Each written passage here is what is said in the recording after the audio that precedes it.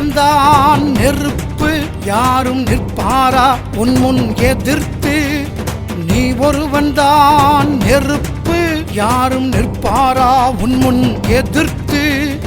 நீ ஒரு காலத்தின் படைப்பு, எம்மை நிமிர வைத்தது உன் சிறப்பு. நீ ஒரு காலத்தின் படைப்பு.